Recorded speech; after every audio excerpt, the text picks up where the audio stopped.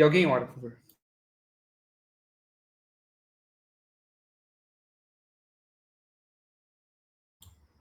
Ninguém? Eu vou orar então, hein? Se ninguém vai purificar. Eu oro. Oremos. Senhor Deus, Pai amado, obrigado, Pai, por este dia. Obrigado, Pai, por tudo que o Senhor tem dado. Agradecemos em especial neste momento, Pai, por esta aula de provérbios que teremos. Que possamos, ó Pai, focar a nossa atenção e a nossa vontade em tudo que nos será ensinado, ó Pai. Senhor, pedimos pelo Guilherme, que o Senhor utilize-o como seu instrumento para seu louvor, ó Pai, instrumento para o seu ensino. Que nós possamos sair dessa aula edificados e prontos para aplicar o que aprendermos nessas aulas, ó Pai. Em nome do seu Filho Santo, Jesus Cristo, é que pedimos, oramos e agradecemos. Amém. Amém. Bom, eu estava falando para alguns aqui, antes de iniciarmos, que talvez vocês percebam que até o capítulo 8, mais ou menos, ali, capítulo 8, se não me engano, ou final do capítulo 9, vai aparecer algumas coisas bem repetitivas, tá? E a gente até poderia pular, né? Eu vi alguns estudos em que as pessoas vão pulando, né? Estuda o capítulo 1, 2, vai lá para o 9, para o 7. Mas a realidade é que eu não quero pular, então vamos fazer capítulo por capítulo mesmo ser repetitivo, até porque imagino que nada do que eu tenho falado aqui, tenho mostrado, seja novidade para vocês, né? Não foi muita coisa de nova, assim, que vocês talvez... você não sabia disso. Então, né? Mas, de qualquer forma, serve como um lembrete da nossa vida espiritual e da sabedoria e assim por diante. Ok, semana passada, ontem, né?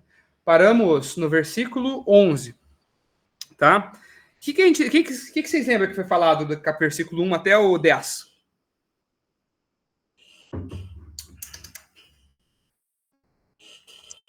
Tem quanto tempo para falar?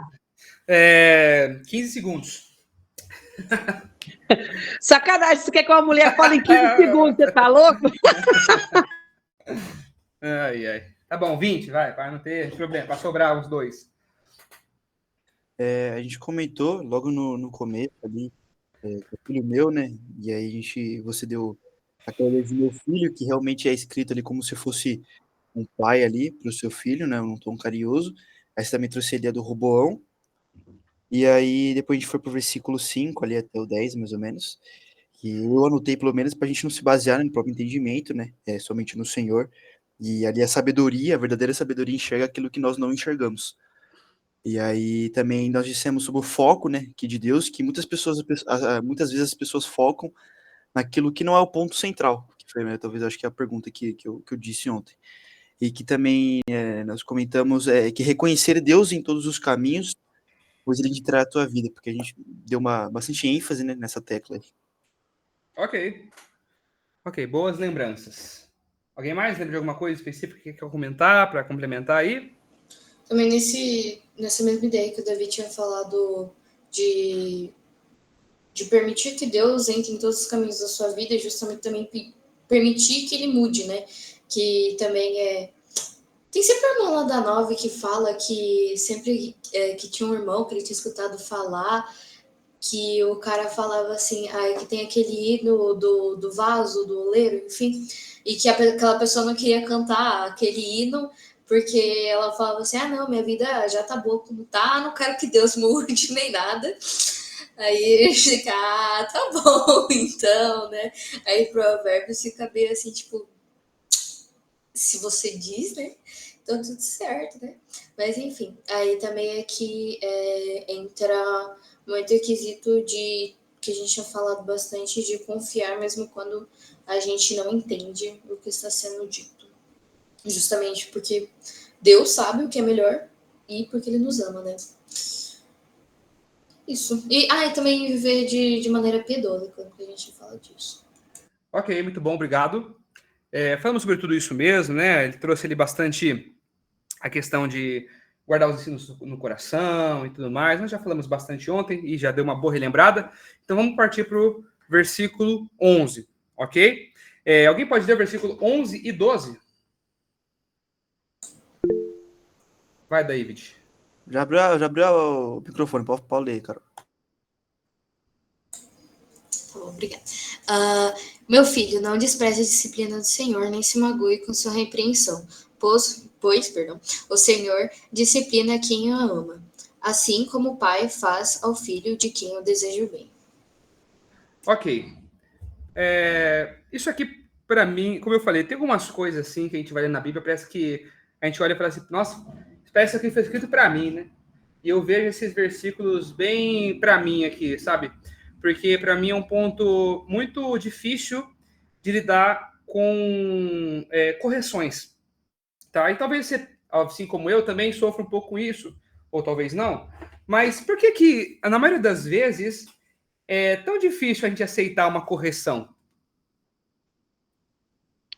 Porque dói, Dói. e você tem que ser humilde Sim. para aceitar, né? Realmente, ele tira você do seu conforto. É verdade. Sério, nosso orgulho, muitas vezes. Fere o orgulho. Realmente. Fala, Leticinha. Porque a correção, de certa forma, ela aponta a nossa imperfeição, né? E isso nos deixa vulneráveis. Porque Sim. se não somos perfeitos, temos falhas, e isso nos torna vulnerável, e estar vulnerável diante das pessoas é um tanto quanto difícil de lidar.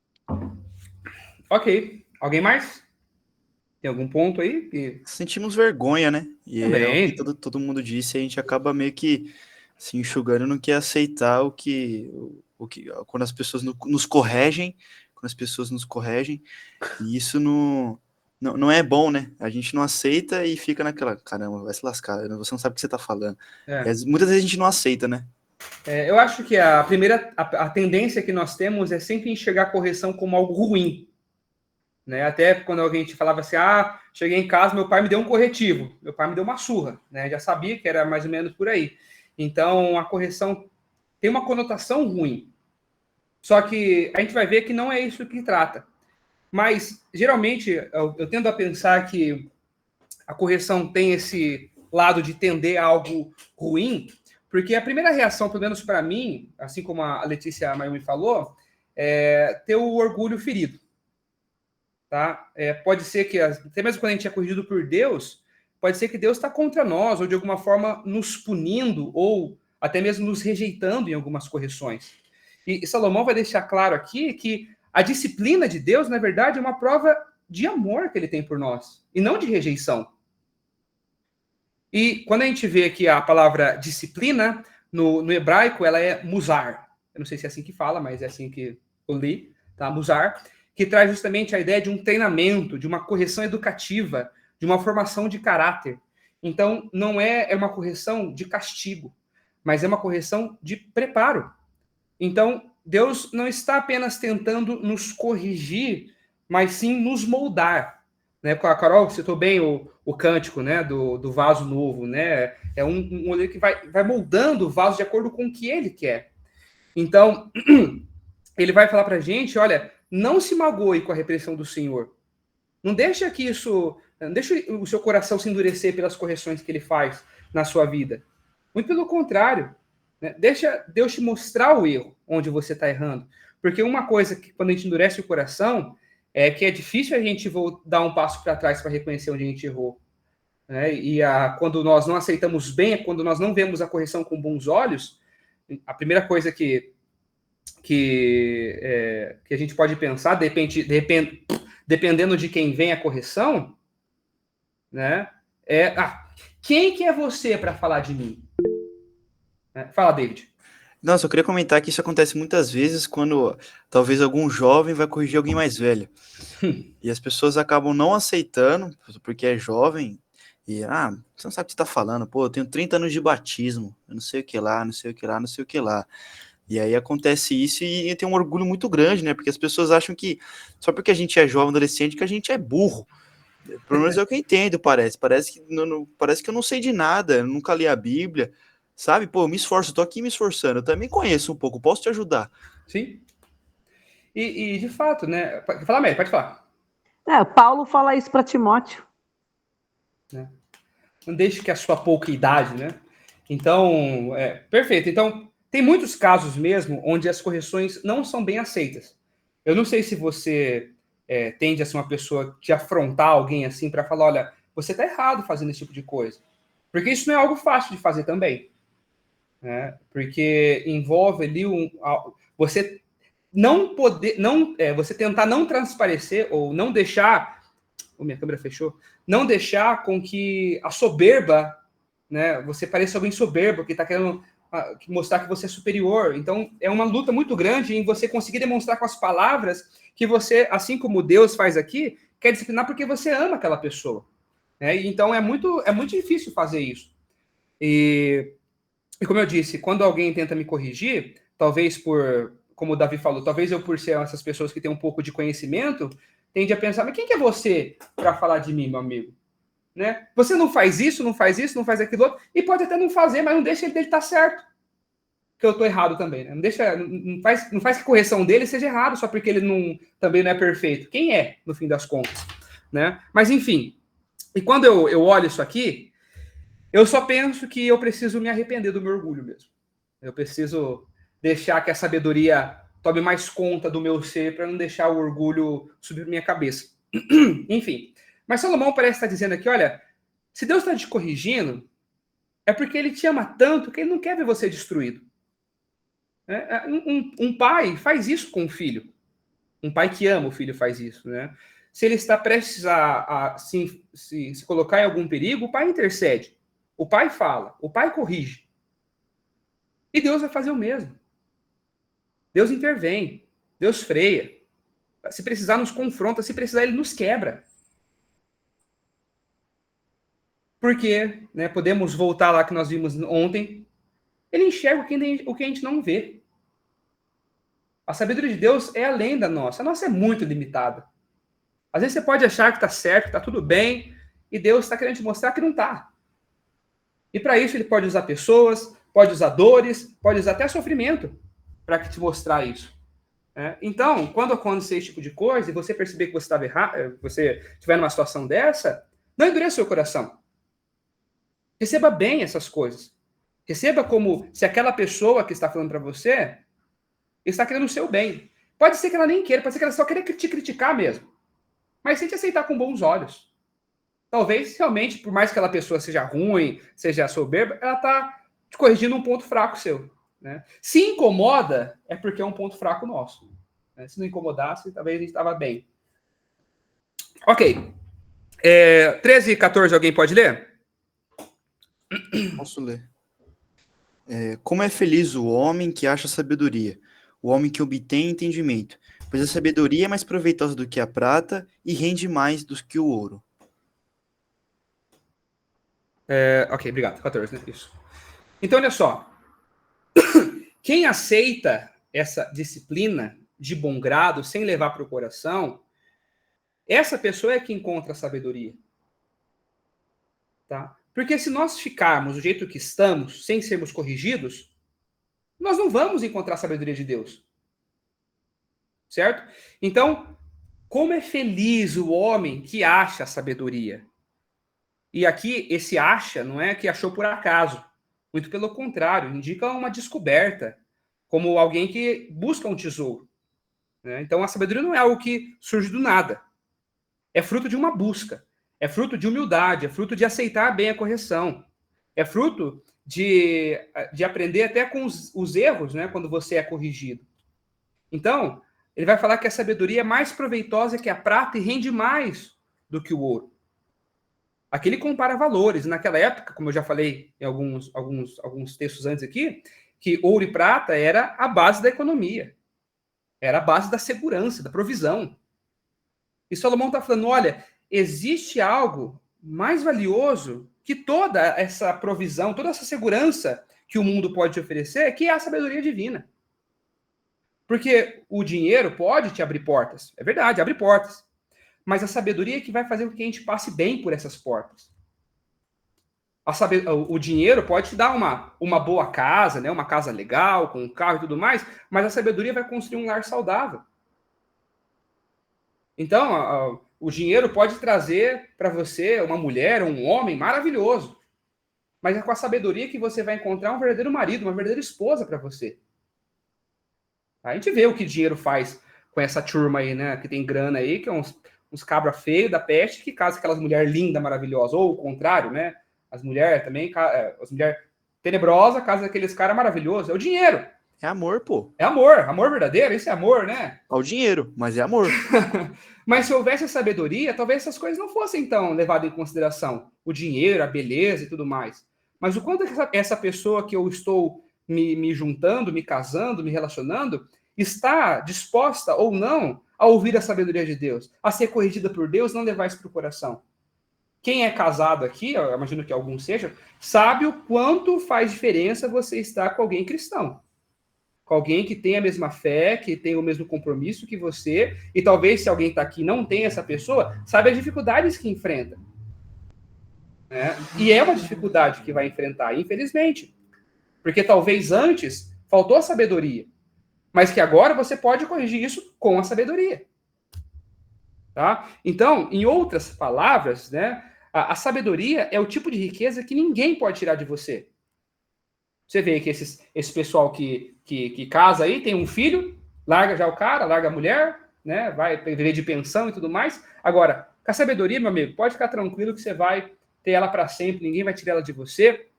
E, enfim, então a sabedoria é muito mais valiosa, tem muito mais valor, e devia ter mais valor nas nossas escolhas também. Tá? Olha, eu vira e mexe, eu tô lá no Amo e encontro uns cruz credo lá, eu falo para eles, tem a mocinha ali, né, tá interessada, né, uma pessoa fiel. Ah, mas ela não é tão bonitinha. Bom, meu amigo, beleza não dura para sempre, não. Tá? Vai chegar um tempo que a beleza vai acabando. Mas e o que fica, né? E a sabedoria da pessoa, se ela investe nisso, permanece.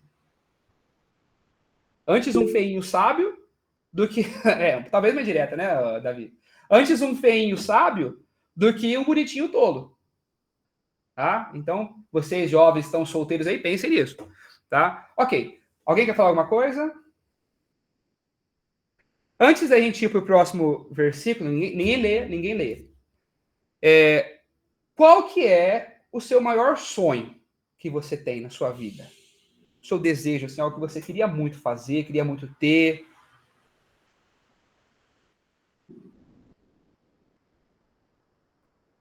Ninguém tem sonhos? Posso Fala, falar Cris. como mãe? Pode falar o que você quiser. Eu gostaria exatamente isso, que as minhas filhas casassem com homens cristãos, e fiéis e temente a Deus. Muito bom. Muito bom, é um bom sonho. O que mais? O que mais vocês desejam? Olha, para ver a verdade, eu ultimamente desejaria não trabalhar mais. Esse era o meu desejo. Preguiçoso, viu? Viver tranquilo aqui, dando aula para a turma, tranquilo, não precisar ter que sair da minha casa mais. Eu preferia isso. Esse era meu sonho hoje. Quem mais tem algum desejo aí? Algum, sei lá, quer ter um carro, uma casa? Ninguém? Todo mundo satisfeito? Tá já? Eita, Glória, mas vocês são muito abençoados. Eu já realizei praticamente todos, então. Casou comigo, né, Letícia? Eita, Vai desejar mais o quê? Não tem mais. Não dá para desejar mais do que isso. Acho Um homem que humilde. Fala, Carol. talvez é um desejo, não diria assim bem um sonho, mas talvez mais um desejo, meio mundano, né? Mas ainda assim meio necessário de tirar notas boas nas provas aí que vão vir aí de vestibulares, enfim. Ok. Não tem problema ser um desejo mundano, tá? Fica em paz, é um desejo. O que vai tornar ele mundano ou não é a nossa atitude com isso, né? Ok. Então, já que ninguém quer mais falar, vamos ler o próximo versículo e entender por que eu fiz essa pergunta aí pra gente se contextualizar. Alguém lê do 15 até o 18? Eu posso ler. Leia. É mais precioso do que rubis. Nada do que você possa desejar se compara a ela. Na mão direita, a sabedoria lhe garante vida longa. Na mão esquerda, riquezas e honra. Os caminhos da sabedoria são caminhos agradáveis, e todas as suas veredas são paz. A sabedoria é árvore que dá vida a quem a abraça, pois a ela se apega, será abençoado. Pois quem a ela se apega será abençoado. Tá mutado, meu querido. Obrigado. Então, olha só, que interessante tudo aqui que ele vai dizer. Primeira coisa que ele fala aqui no versículo 15, ela é mais preciosa do que rubis, né? Colocando um valor a mais do que o ouro e a prata. Ele vai falar mais do que isso. Nada do que você possa desejar se compara à sabedoria. Meu amigo, então, nem joias raras, como rubis aqui, nem conquistas, nem fama, nem prazer, nem qualquer sonho que você tenha se compara com isso. Nada do que você pode desejar se compara à sabedoria. Tudo que o nosso coração humano, de alguma forma, tem uma ambição por sucesso, estabilidade, reconhecimento, relacionamentos, sei lá o que for, a sabedoria vale mais. E por que ela vale mais? Ele vai dizer porque... Ele vai dizer, não, mas fica explícito depois, mas principalmente todas essas coisas que nós podemos desejar com o nosso coração são passageiras. E sem sabedoria, se você obtém essas coisas sem sabedoria, essas coisas podem não ser tão bênçãos assim. Tá? Podem... Eu vou falar disso daqui a pouquinho. Tá? Mas quando nós temos a sabedoria, todas as nossas conquistas, tudo que nós temos, que nós desejamos com a sabedoria, se tornam grandes bênçãos e não armadilhas. Então, por exemplo, vamos supor que você trabalha e você almeja ter uma promoção, né? Ser promovido. E você vai lá, dá o sangue, trabalha bem, bonitinho, né? Igual você faz direto seu serviço, e você ganha essa recompensa. Oh, beleza, vou ser promovido. Então, agora, será que você ser promovido é uma bênção? Depende. Fala, Mary, eu vi que você foi para falar e eu falei, Bernardo. Depende do como é que se vai ocupar demais o seu tempo ou não. Porque às vezes uma promoção pode acabar te afastando dos caminhos de Deus. Perfeito. Exatamente. Então, à primeira vista, você pensa, oh, que bênção, obrigado, Senhor, orei tanto por esse trabalho, oh, maravilha, né? Mas aí vai fazer com que você trabalhe mais, que você falte em compromissos e, consequentemente, fazendo que sua fé esfrie. Isso foi uma bênção? Pode até ter sido, porém, você não agiu com sabedoria nessa bênção. Ou você pode ter uma família, como é meu caso agora, né, com um bebezinho, e que parece, né, uma bênção e tudo mais, e ao invés de estar educando eles no caminho do Senhor, eu começo a usar ele de muleta para justificar meu distanciamento da igreja. Meu filho foi uma bênção? Oh, claro que foi. Mas se eu tiver sabedoria, vai ser uma bênção. Se eu não tiver sabedoria, meu amigo, daqui a pouco eu estou longe da igreja, estou longe dos irmãos, abandono a fé. E eu acredito que você conheça pessoas que já fizeram isso. Que tiveram um trabalho e foram embora, que tiveram um filho e sumiu. Foram abençoados? Sim. Mas não agiram com sabedoria. Fala, Mary. Você não precisa ir tão longe. Você pode lembrar de quando o povo de Israel pediu um rei. E Deus falou, não precisam de rei, tem em mim. Não, a gente quer ser igual a todo mundo. Sim. Então tá bom. Então vocês vão ser igual a todo mundo, mas tem todas as consequências de você ter um rei. Se é isso que vocês querem, vocês vão ter. E é exatamente isso. Ah, eu quero. Ele vai te dar. Agora, você vai aguentar as consequências, vai saber seguir o caminho certinho, sem se desviar? Pois é. Precisa saber. Fala, Claudinha. Pessoas que pedem, por exemplo, Senhor, eu quero um carro, a mim poder ir para a igreja, fazer participar dos eventos.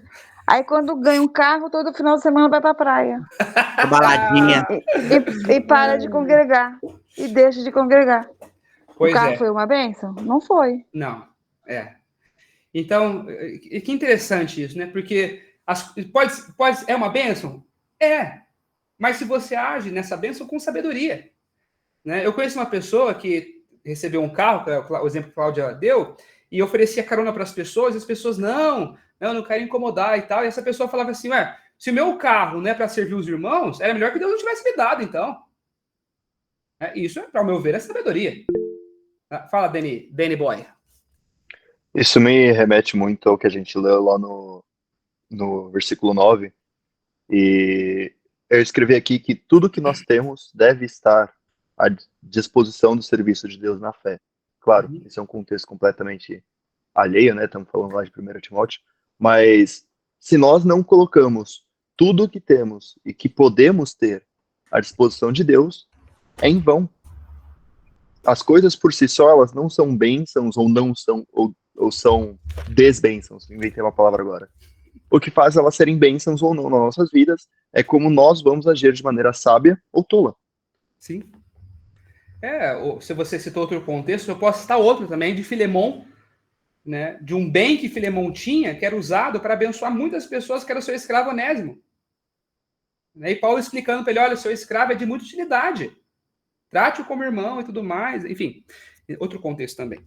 Mas, de fato, se qualquer bem que nós temos, tudo que nós recebemos de Deus, nosso trabalho, tudo deve ser usado de forma sábia, para que a gente não se desvie. Fala, David.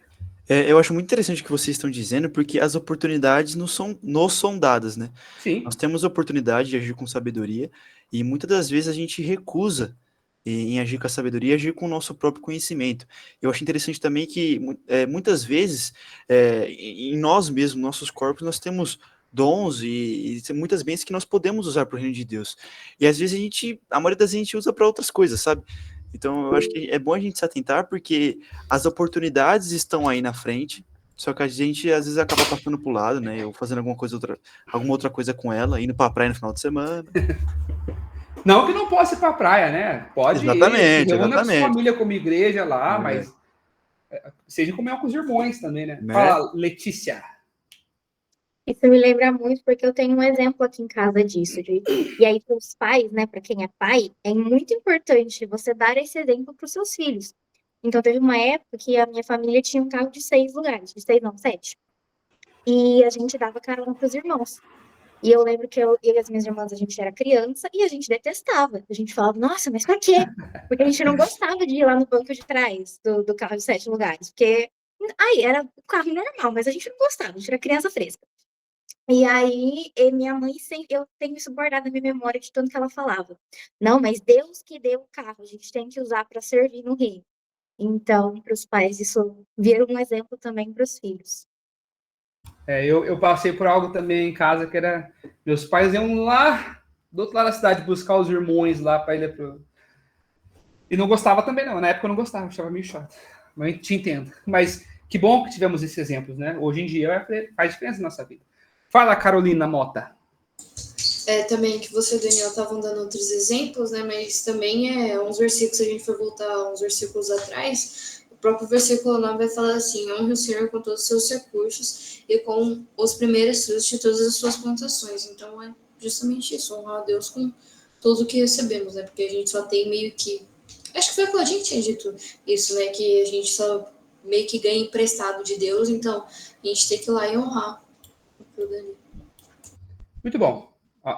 Cris, quer falar, Cris? Não? Ok. Ok, então... Tirei meu microfone. Eu me mutei agora. Então, olha só. Todas as coisas que nós recebemos, todas as oportunidades que nós temos, podem sim ser grandes bênçãos se desfrutar daquilo como bênção de fato, se nós estivermos atrelados, alicerçados com a sabedoria. Ele vai dizer aqui nos versículos seguintes, né, no versículo 16, na mão direita a sabedoria lhe garante vida longa, na esquerda riquezas e honra.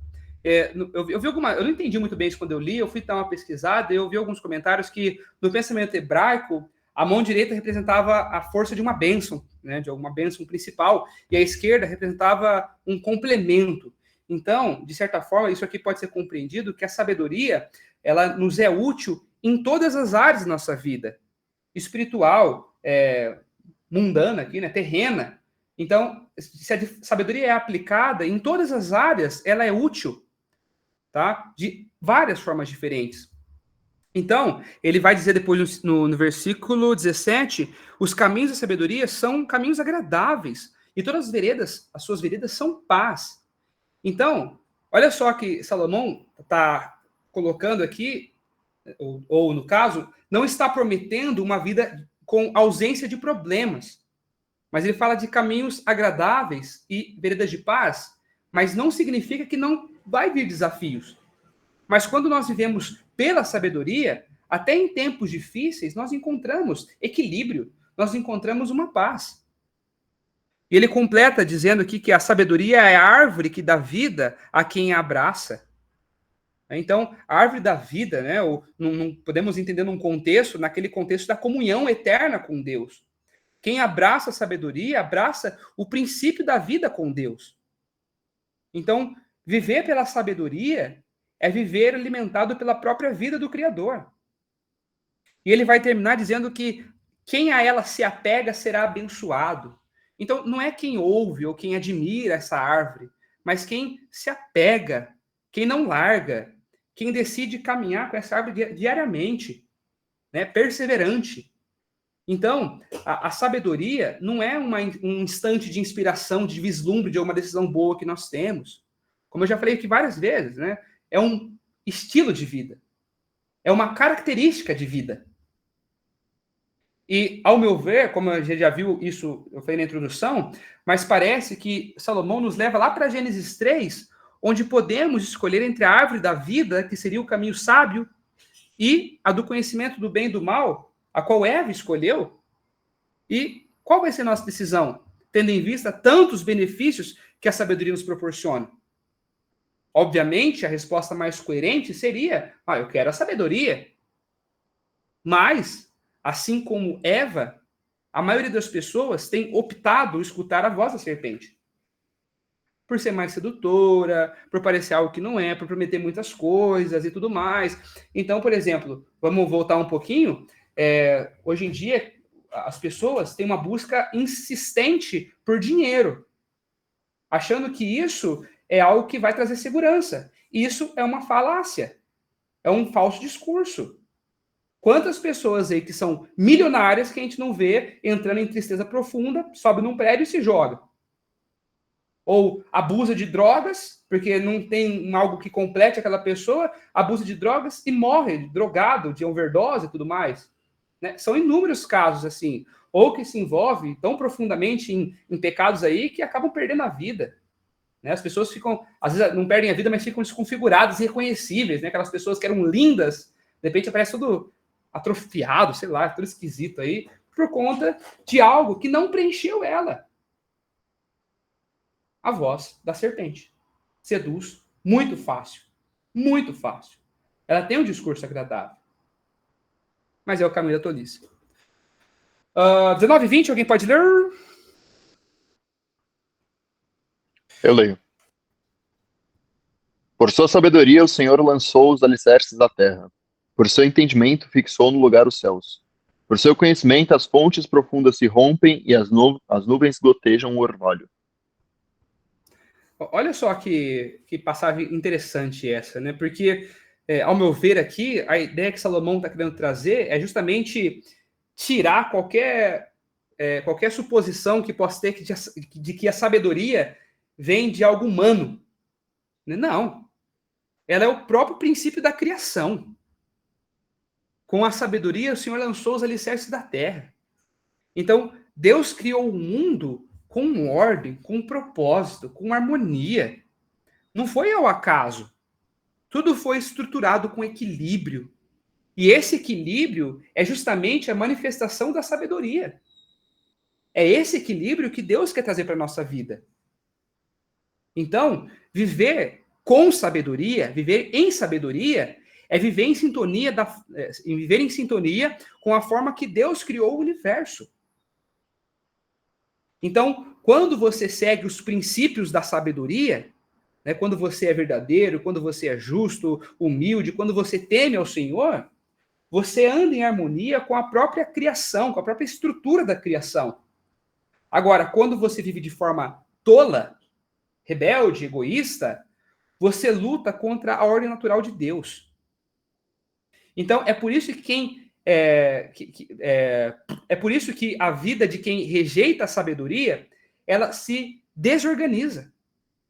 Porque ele está caminhando contra a forma como o mundo foi feito para funcionar. Ela está fora do padrão que o mundo foi feito para funcionar. Por isso que lá nas primeiras aulas nós falamos como a sabedoria também era útil para trazer uma ordem ao caos. E foi exatamente isso que Deus fez na criação, dando ordem a toda aquela bagunça que tinha e vendo que tudo aquilo que ele fez era bom. E é isso que ele quer fazer na nossa vida também. Trazer um equilíbrio através da sua sabedoria. Por seu conhecimento foram abertos os abismos e as nuvens deixam cair o orvalho. Então, a sabedoria de Deus também sustenta esse ciclo da vida. A água que cai, a terra dá fruto, o ar que nós respiramos, tudo obedece uma ordem, é tudo preciso, é tudo na precisão absoluta que tinha que ser. Tudo obedece à ordem da sabedoria do Criador. Então, Deus não apenas criou o mundo com sabedoria, mas o mundo continua a ser sustentado por essa sabedoria de Deus. Em Hebreus fala isso, se não me engano, também. Pela sua palavra, todas as coisas são sustentadas. Né? Então, se nós pudéssemos levar uma mensagem disso aqui, eu diria que se até o universo depende da sabedoria de Deus para se manter, como que a gente pode viver sem ela? Não tem como. Alguém quer falar, comentar alguma coisa? Eu acabei nem perguntando nada, né? Fala, Cláudia. João 1,3, eu gosto muito desse versículo. Todas as coisas foram feitas por ele, e sem ele, nada do que foi feito se fez. Sim, exatamente. Né? Então, olha só que à primeira vista, assim, parece que não faz muito sentido, mas quando a gente vai ver como as coisas vão se encaixando, como a sabedoria realmente trouxe ordem a todas as coisas. Né? É isso. E nós percebemos, nós começamos, é totalmente palpável, é experimentável quando nós começamos a desfrutar da sabedoria em nossas vidas. Fala, Dani. Eu acho muito interessante se nós parássemos a leitura aqui e fôssemos, por exemplo, fazer um estudo de Hebreus, ia ficar muito claro o quanto, primeiro, Cristo é a personificação perfeita da sabedoria de Deus. Sim. E segundo, como, por meio da sabedoria de Deus, as coisas foram criadas, e a palavra de Deus ressalta isso de novo, e de novo, e de novo, e de novo, e não se cansa de repetir isso. E isso deixa bem claro para nós que nós não devemos esquecer aonde Deus está, qual que é a posição de Deus dentro de tudo. Ele está acima, nós estamos abaixo, ponto final. Se tentarmos inverter isso, somos tolos, e como a gente já bem viu, o tolo ele caminha para sua própria morte. Sim, perfeito. Tá? E podíamos mesmo unir essa ideia de Hebreus, que faria bastante sentido mesmo, e de fato, toda essa sabedoria de Provérbios aqui resulta na personificação de Jesus, que é a perfeita sabedoria de Deus. Ok? Alguém quer falar, Mari? Pode falar. Eu acho interessante você ver quem que escreveu o livro, e o que ele pediu foi sabedoria. Só que no final da vida dele, ele não teve sabedoria. Aí entra no versículo 21 que a gente vai ler daqui a pouco. Sim. Ele não soube fazer exatamente o que ele pediu para Deus. Pois é. Então, vamos ler então o 21 e o 20... Pode ler o 21 Pode ler o 21 e 22 só. Alguém pode ler, por favor? Tira por partes. 21 e 22? Isso.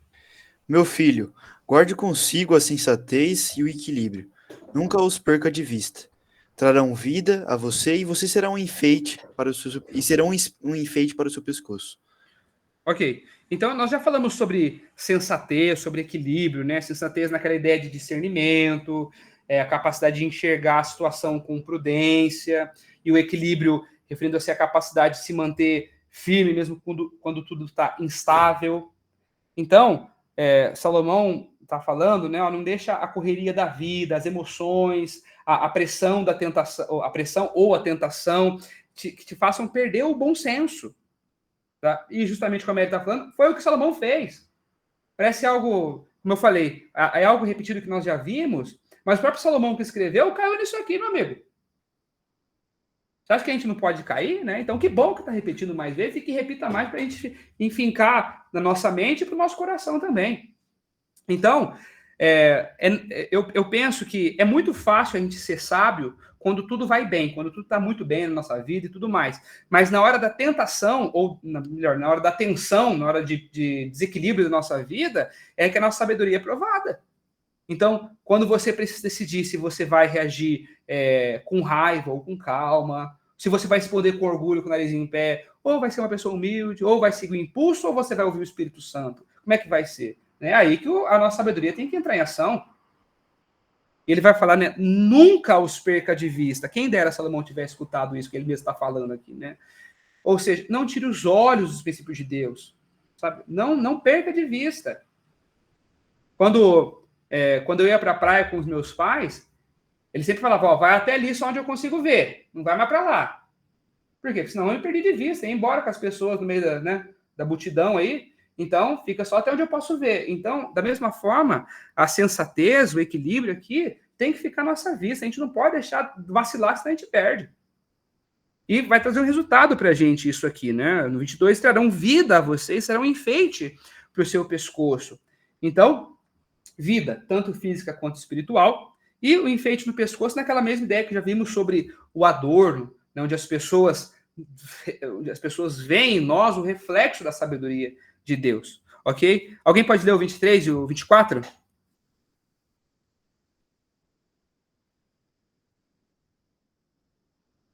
Uh, 23 e 24, né? Sim. Então você seguirá o seu caminho em segurança e não tropeçará.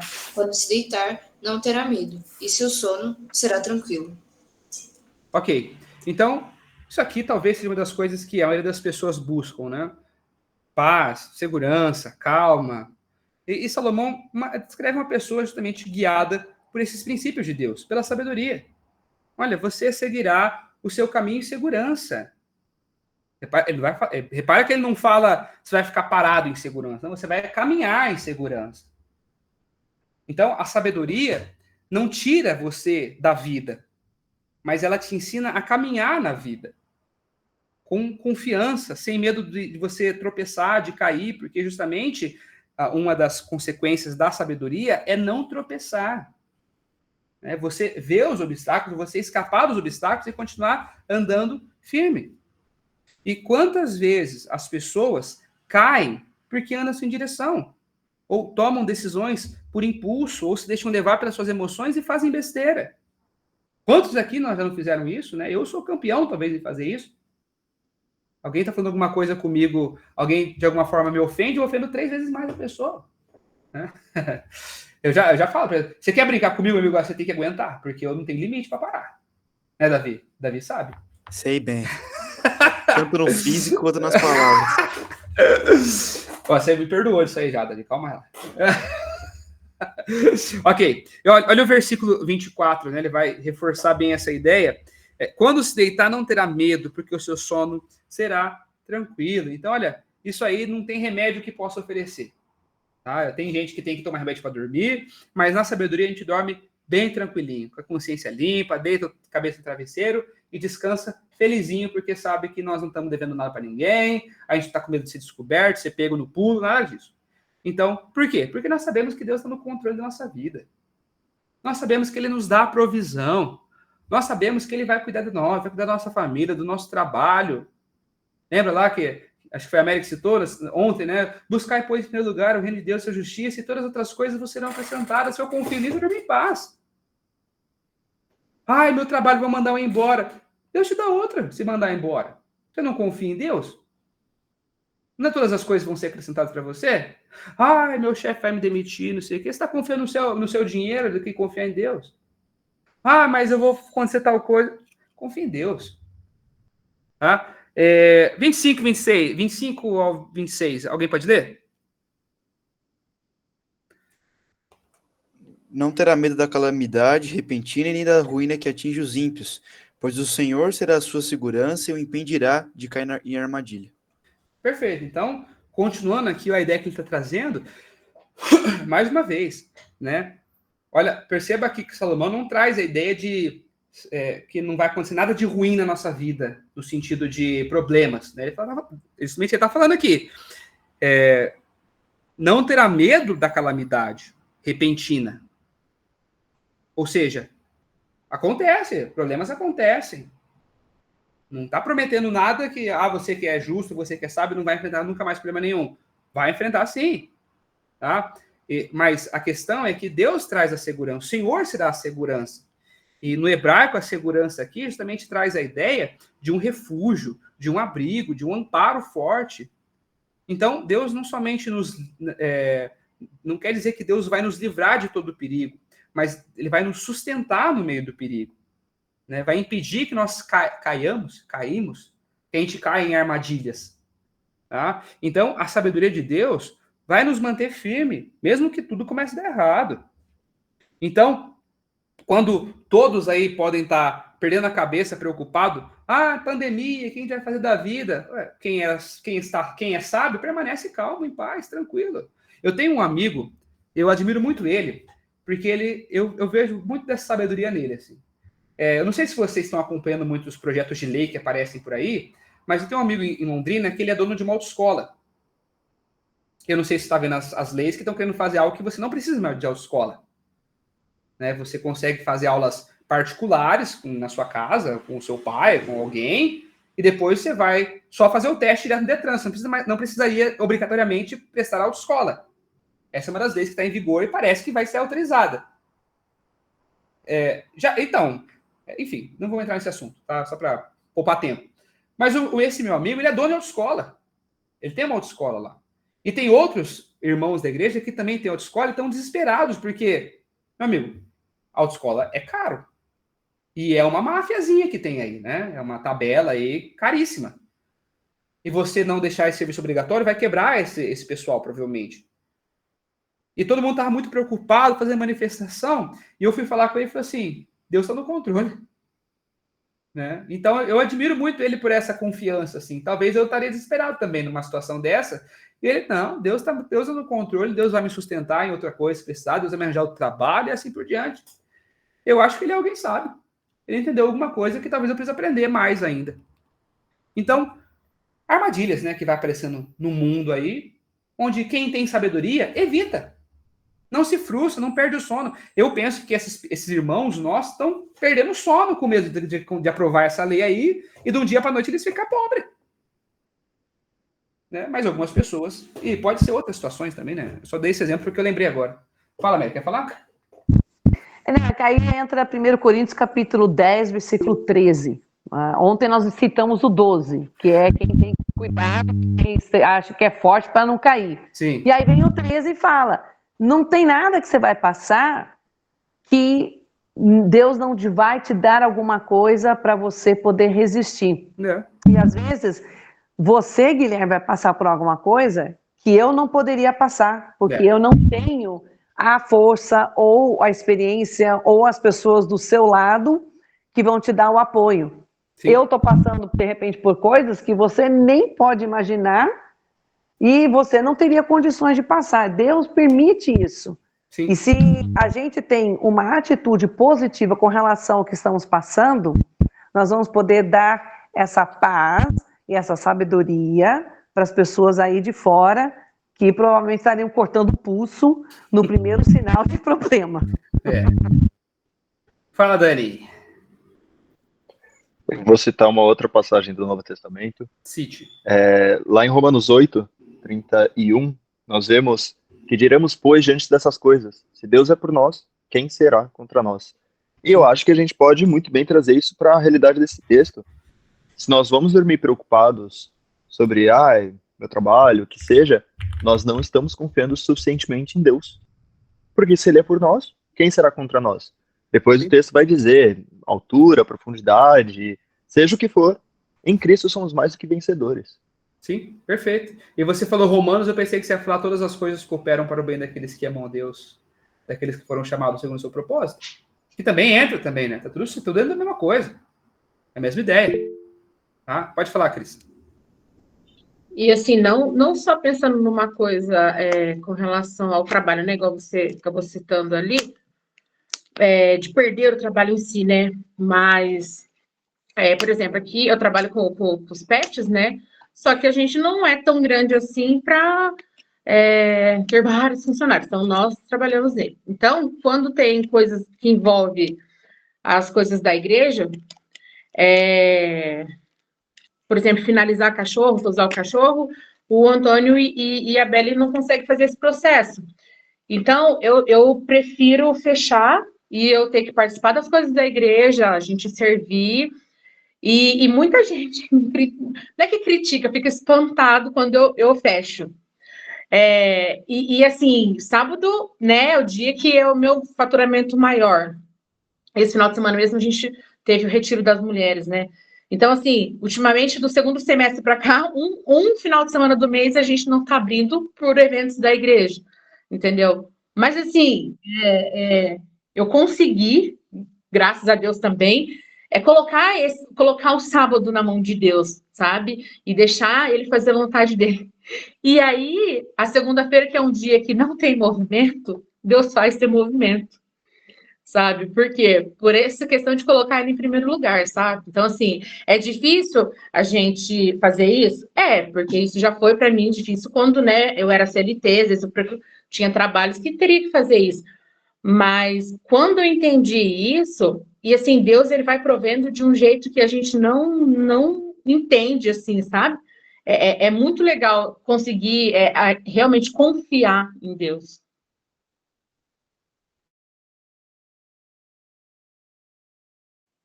Eu li seus lábios. É isso que você está falando, Cris, me lembrou de uma loja que chama... o nome da loja lá nos Estados Unidos, e eles decidiram que não iriam trabalhar nos domingos porque eles são cristãos. E no começo teve muita repercussão na mídia, etc, etc. E hoje a loja só aumentou, simplesmente por uma decisão dessa. Eles falaram, não, domingo nós não trabalhamos, domingo é o dia do Senhor. Ele nos abençoa ou não abençoa. Então, tá lá, a loja está funcionando muito, muito bem. Quando você realmente aprende a confiar em Deus, ele não vai te deixar na mão. Ele vai te dar só o que é melhor. Perfeito.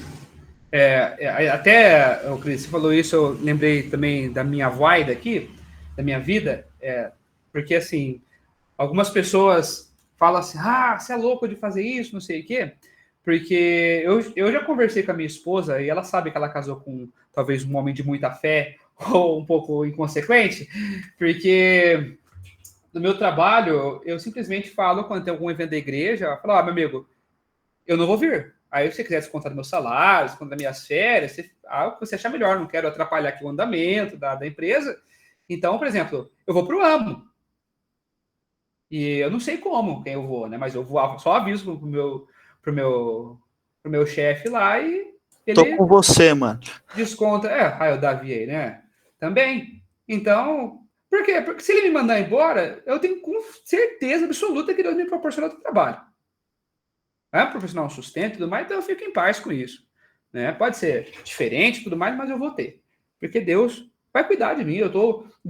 Todas as minhas férias foram gastas para eventos da igreja. Enfim, versículo 27 e 28. Alguém pode ler?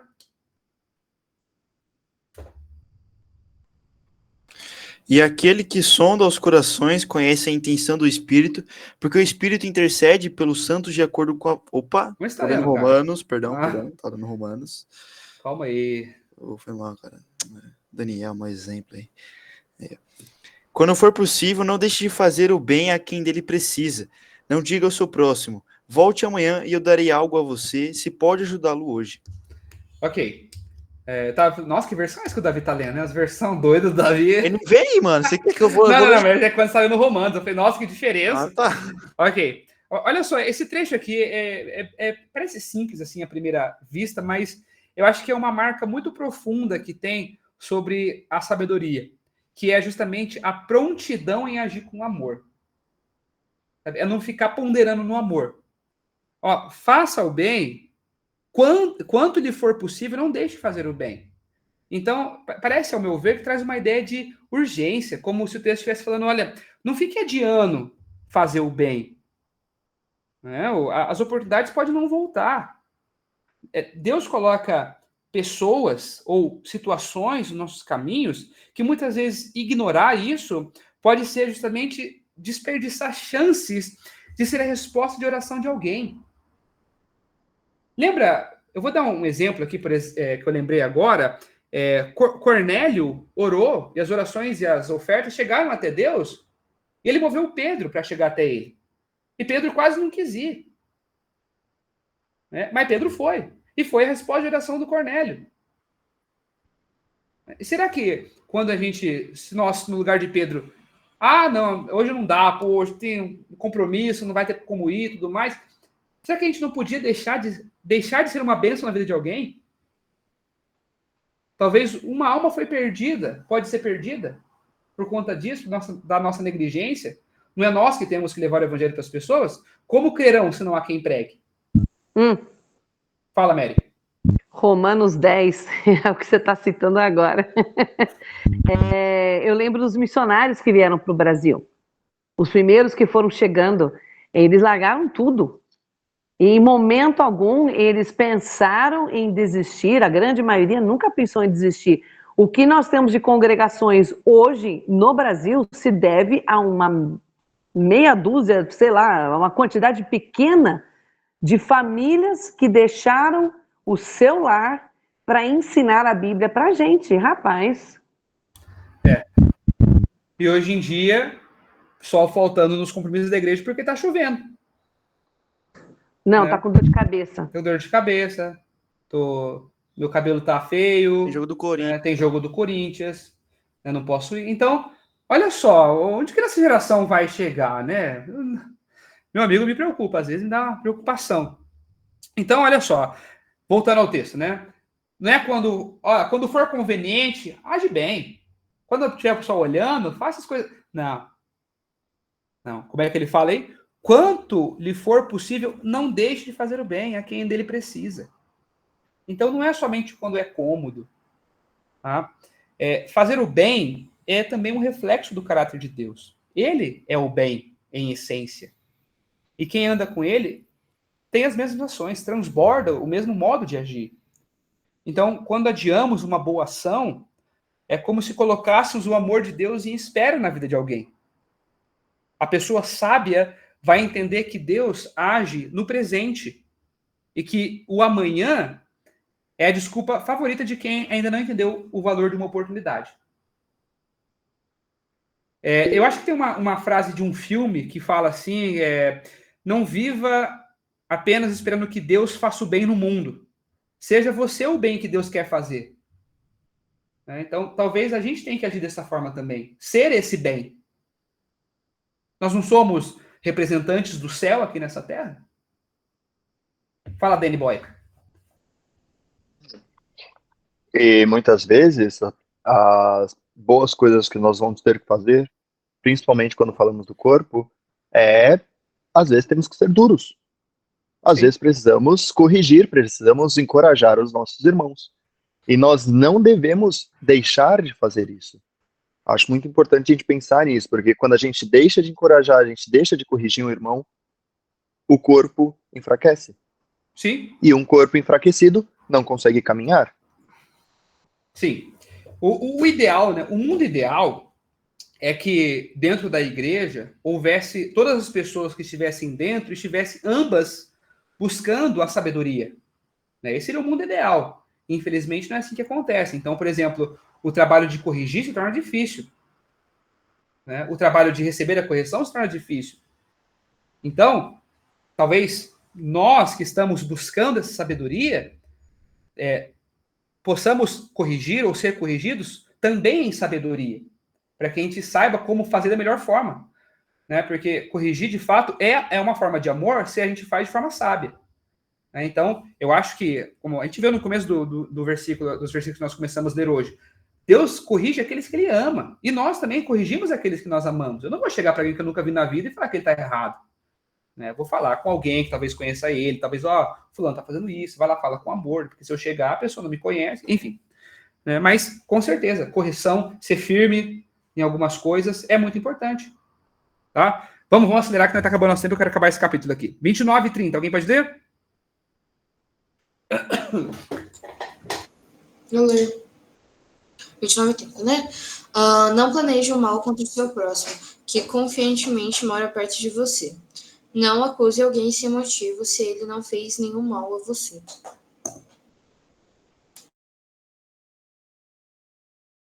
Tá mutado, Gui. Eu esqueço disso. Não use a confiança de alguém como um terreno para plantar intenções erradas. Porque isso é muito grave. Porque o texto fala sobre o tipo de pessoa que os outros confiam de olhos fechados. E mesmo assim, essa pessoa decide trair essa confiança. Seja por N motivos, né? Inveja, orgulho, ou simplesmente por interesse. Então, o texto nos lembra aqui que a sabedoria também é revelada na lealdade. Para lembrar a palavra. Então, ser sábio é ser confiável. Quem utiliza da vulnerabilidade de outro como uma vantagem pessoal, mostra que ainda não entendeu como é que é ter um caráter de Deus. Por exemplo, tem muitas rodinhas de conversa que se formam, isso eu digo no meio da igreja mesmo, que são para falar mal de alguém. Não na intenção de corrigir, não na intenção de amar aquela pessoa, mas de falar mal, às vezes de manchar uma imagem. Será que isso não é agir contra a confiança de um irmão que nós temos em Cristo? Muitas vezes nós confiamos mais nos nossos irmãos do que nossa própria família. Né? E a gente pode estar fazendo isso de forma errada quando a gente usa dessa maneira, né? Para falar mal, para plantar uma divisão, para plantar uma discussão tola. Eu dificilmente vejo as pessoas defendendo alguém ao invés de espalhar o que ouviu sobre ela. Né? Ah, você viu o que o fulano fez? Opa, meu amigo, calma aí. Você sabe o contexto disso aí? Sabe o que está acontecendo? Dificilmente é alguém que faz isso. Né? Então, tem esse caso, né, de estelionatários, né, que é os golpistas, né, que agem na sua confiança. Eles manipulam a sua confiança e abusam da confiança que você tem para te passar a perna. E eu vejo isso acontecendo na igreja e é triste isso. Pessoas assim que, olha, não cansam de falar mal dos outros. Tem gente aqui que a gente fala duas línguas, é português e mal dos outros. Né, porque é brincadeira. 31 e 32. Não tenha inveja de quem é violento, nem adote nenhum dos seus procedimentos, pois o Senhor detesta o perverso, mas o justo é o seu grande amigo. Olha só, algumas vezes pode parecer que se dá... pode ter uma... Nossa, deixa eu reformular que eu me perdi. Muitas vezes pode surgir uma inveja de pessoas que estão agindo mal por estarem se dando bem na vida. Né? Então, parece que o nosso coração tende a achar que isso... por que com ele? Por que não comigo, que eu estou agindo certinho? Por que o fulaninho que faz tudo errado dá certo, eu que estou fazendo tudo certo, não dá tudo errado? Então, olha, não se deixe seduzir por isso, não. Não deixe essas coisas tomarem o seu coração. Não se deixe enganar por isso. Porque o mundo pode até admirar ali a pessoa que é malandra, que é esperta, que é manipuladora, que faz tudo do jeitinho brasileiro para subir na vida e tudo mais. Mas Deus chama esse comportamento de perversidade. E ele vai falar que o Senhor detesta o perverso. E esse detestar no sentido de uma rejeição. Deus rejeita essas pessoas. É como se Deus estivesse tratando assim, olha, não me alinho com essa conduta, não compactuo com isso, para longe de mim. Mas, em contrapartida, vem uma das frases muito belas aqui dessa passagem. Mas o justo... cadê? Mas o justo é o seu grande amigo. Então, olha só, Deus não somente vai aprovar os justos, mas ele vai se relacionar com o justo, uma amizade, ser amigo de Deus. É ver um nível de intimidade que a pessoa tola, a pessoa ímpia nunca vai conseguir. E isso deve mudar a perspectiva de sucesso que nós temos da vida. O que é sucesso? É ter muito ou ter um relacionamento com Deus, mesmo tendo pouco, como era o caso de Jó, como era o caso de vários homens da Bíblia, que tinham nada, que eram tratados muitas vezes como como é que é a palavra? Indigentes, muitas vezes, assim, como não tem nada, perdeu tudo. Olha que a pessoa perdeu tudo. Não, a pessoa ganhou um relacionamento com Deus. Isso é muito maior do que qualquer status que ela tinha. As pessoas podiam olhar para Paulo, poxa vida, olha só, era um mestre da lei, agora está aí sendo apedrejado, sendo picado por cobra, sofrendo naufrágio, dado como morto, tendo que andar para lá e para cá a pé, de navio, sofrendo tudo quanto é tipo de sofrimento aí. E Paulo, em Filipenses, vai escrever, olha, sejam felizes. Novamente digo, né, alegre-se no Senhor. Por quê? Talvez Paulo, talvez não, né? Com certeza Paulo era amigo de Deus. E entendia que isso aqui era mais precioso que qualquer conquista terrena. O que vai valer mais? Será que é essa amizade com Deus ou a conquista terrena? E para a gente finalizar, eu estou só correndo porque deu nosso horário, eu também tenho que voltar para o aniversário também. A maldição do Senhor está sobre a casa dos ímpios, mas ele abençoa o lar dos justos. Ele zomba dos zombadores, mas concede graça aos humildes. A honra é a herança dos sábios, mas o Senhor expõe os tolos ao ridículo. Então, o finalizar esse capítulo aqui é justamente duas formas diferentes de viver, duas formas de vida diferentes. Então, a vida do ímpio, que ignora Deus, e a vida do justo, que anda em seus caminhos. Fala, Dani. Eu gosto muito do versículo 34, porque ele é citado pelo menos 2 vezes no Novo Testamento. Lá em Tiago 4,6, e se não me engano, em 2 Pedro também é citado. E, enfim, isso só ressalta o quanto é importante a humildade perante Deus. Sim. A humildade é o que nos traz graça. A arrogância nos afasta da graça. Perfeito. Todas essas escolhas que ele vai trazer para a gente aqui, não só vai afetar a pessoa em si, mas pode afetar tudo ao redor dela. Ele traz aqui a ideia da casa, né, a família, o ambiente onde a pessoa vive. A maldição do Senhor está sobre a casa dos ímpios. Então, não está falando de algo místico aqui dessa maldição, mas ele está com a ausência da presença das bênçãos de Deus. Essa pessoa não está desfrutando de tantas coisas que Deus pode oferecer. É uma casa que pode ser linda e por dentro vazia, abandonada. Mas o lar dos justos, né, um lar que é abençoado, pode até parecer simples e tudo mais, pode até faltar algumas coisas, mas tem paz, tem alegria, é cheio de bênçãos, né? Tá com a presença de Deus naquela casa. Deus vai falar também que no 34 ele zomba dos zombadores, mas concede graça aos humildes. Então, Deus não se agrada de quem vive debochando da fé, né, achando que pode fazer tudo sozinho. Não debochar da fé não necessariamente é aquele amigo seu ateu que tira saúde de você porque você vai na igreja todo domingo. Essa pessoa já é tola por si só. Mas eu penso que essas pessoas são as pessoas da própria fé. Talvez... Olha, eu vou dar um exemplo de uma coisa que me falaram, que eu entendo que foi um cuidado, só que eu fiquei pensando que isso podia trazer um efeito reverso. Que alguém uma vez falou para mim assim, olha, você está fazendo muita coisa, vai com calma. Eu fiquei pensando, eu não falei para a pessoa, mas eu fiquei pensando na minha cabeça, para longe de mim, Satanás, para mim você é pedra de tropeço. E de repente eu pensei, realmente estou fazendo muito, acho que eu mereço descansar um pouquinho, né? Acho que eu tenho que parar, ficar na minha aqui, curtir um pouco a minha folga e tudo mais. Oxente, eu estou servindo a Cristo, eu fui chamado para servir. Desde quando o servo tem descanso, né? E não que eu descanso bastante, inclusive, podia até fazer muito mais coisa. Talvez eu seja até um pouco preguiçoso. Mas as pessoas, nessa ideia de, talvez até muitas vezes ajudar, zombam da nossa fé. Não precisa fazer tanto. Não, você já está indo no grupo de casa? Está indo no culto? Tá bom, para que mais que isso? Para que você quer mais que isso, meu amigo? Não, tá bom. Não precisa vir no estudo na aula dominical, não, vem só no culto. Para que você está vindo mesmo? Enfim, vai entender. Eu acho que essas pessoas zombam um pouco da fé. Enfim, mas esse é pensamento meu, eu posso estar errado também, se eu não concordar, não tem problema. Tá? Quer falar, Mary? Pode falar. Não, você não está errado, não. É que, na verdade, quando a gente faz muita coisa, a gente incomoda. E incomoda quem está parado.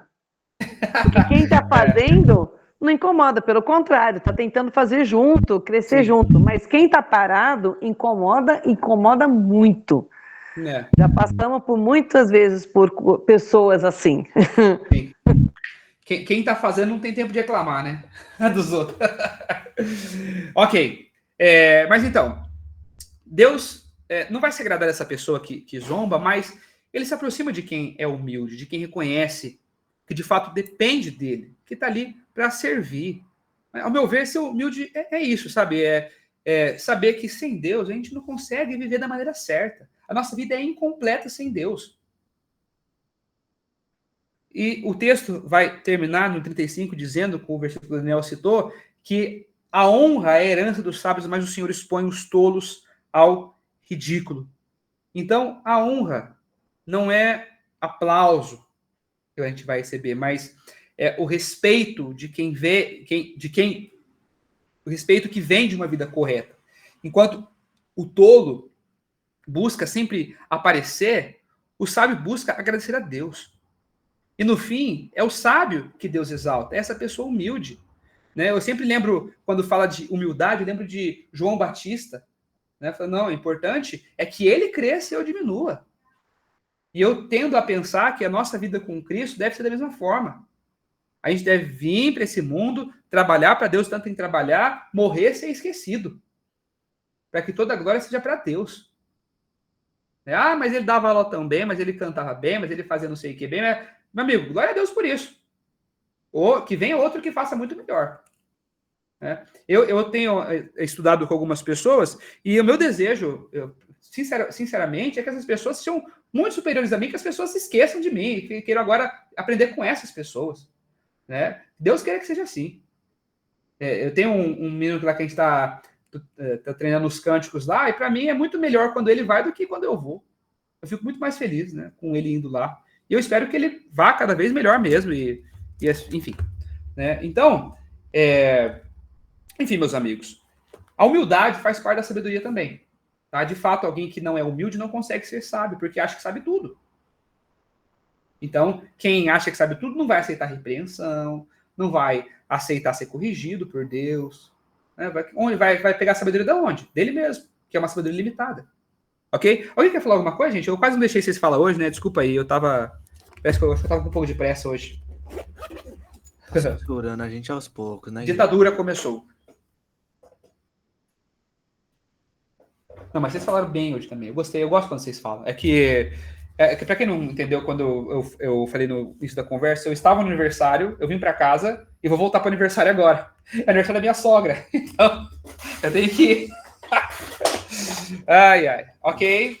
Então, meus amigos, se ninguém tiver nada para falar, continue buscando sabedoria, continue orando, pedindo sabedoria que Deus dá sem limitação para aqueles que pedem, sem duvidar, e que todos nós possamos caminhar nesse caminho sábio, porque aí teremos paz, não tropeçaremos, e tudo que nós já estamos vendo aqui há um tempo será como adorno para você, um enfeite no seu pescoço e tudo mais. Ok? Beleza, meus amigos? Muito obrigado. Alguém pode orar para nós aí, algum varão? Oremos. Vai, David. Senhor nosso Deus, Pai amado, Pai bendito, Pai bondoso, em Tua presença, Pai, agradecemos por esta aula que tivemos, Pai, agradecemos por mais este capítulo, Pai, que finalizamos, graças ao Senhor, pois sabemos, Pai, que sem a Tua palavra, Pai, sem a Sua graça, não estaríamos aqui. Agradecemos, Pai, pois todas as coisas, Pai, foram criadas sob o Teu verbo, Pai, sob a Sua palavra, sob a Sua sabedoria, Pai, na qual temos o desejo de buscar e assim colocar e aplicar em nossas vidas. Pedimos ao Pai que o Senhor nos conduza cada vez mais em nossas atitudes, em nossas ações, para que possamos, ó Pai, sempre agir com sabedoria e buscá-la como prata, como ouro, como um tesouro, que possamos, ó Pai, encontrá-la verdadeiramente e aplicar, Pai, nas nossas vidas, para que assim a Sua honra e a Sua glória seja vista através de nós. Pedimos ao Pai que o Senhor nos conduza, nos abençoe sempre, continue nos protegendo, Pai, cuide daqueles, ó Pai, que não entraram hoje na aula, o Senhor sabe os motivos, mas que possamos, ó Pai, sempre estar dispostos a honrar e glorificar o Teu santo nome. Pai, nos dê uma boa noite de sono, e é no nome de Jesus que nós oramos e agradecemos alegremente. Amém. Amém. Obrigado, Amém. turma, pela participação.